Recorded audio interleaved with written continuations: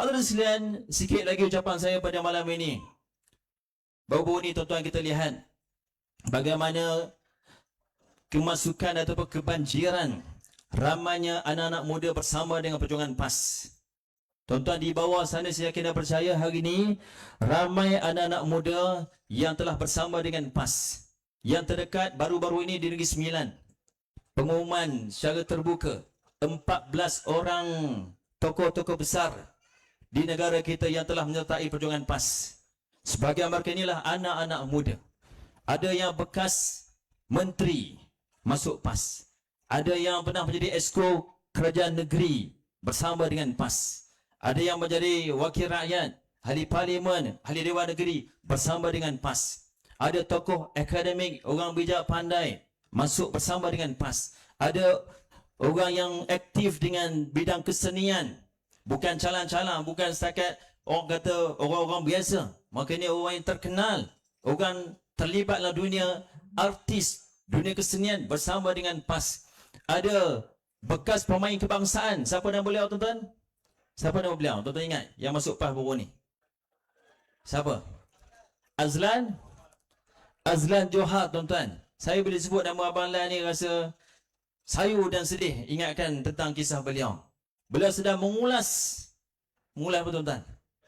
Sebagai pengulas bola sepak Piala Dunia. Tanya Piala Dunia, tuan-tuan, hari ni tuan-tuan nak survey sikit. Depan saya ni banyak penyokong mana? Tanya KP. YB KP kita Piala Dunia, KP sokong pasukan mana? Ha? Malaysia ke macam, tuan-tuan?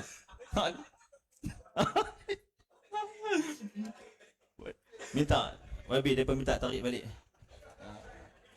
Bagi satu pasukan yang BKP sokong. Kedah ke cakap, tuan, tak payah tanya, tuan-tuan, ha? Tahu penterian KB, tuan-tuan. Kedah dengan Malaysia, tuan-tuan.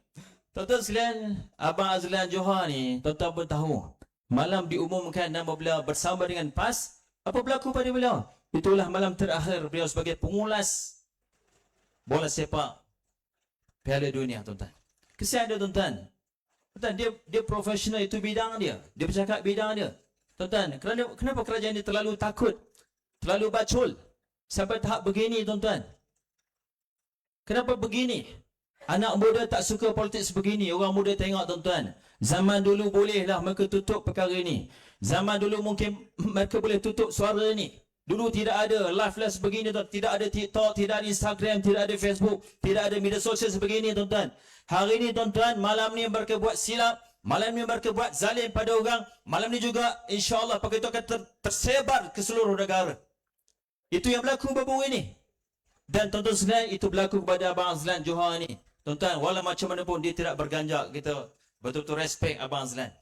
Dia tidak berganjak. Walaupun digam, walaupun dihentikan, tidak lagi boleh mengulas. Dia tetap istiqamah dengan perjuangan PAS yang disertai oleh beliau, tuan-tuan sekalian. Bukan setakat itu, tuan-tuan sekalian, anggota-anggota keselamatan juga banyak bersama dengan kita.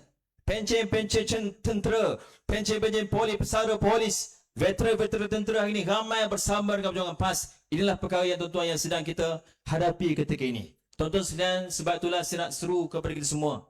Buat akhirnya seruan saya pada malam ini, insya-Allah mudah-mudahan semua jentera dan hadirin yang hadir malam ini bersama-sama kita istiqamahlah kerja-kerja dalam menangkan calon-calon kita di negeri Johor ini. Disebut banyak kali tadi, insya-Allah kita doakan 11 orang calon kita ini akan diberi kemenangan oleh Allah Ta'ala dan negeri Johor ini.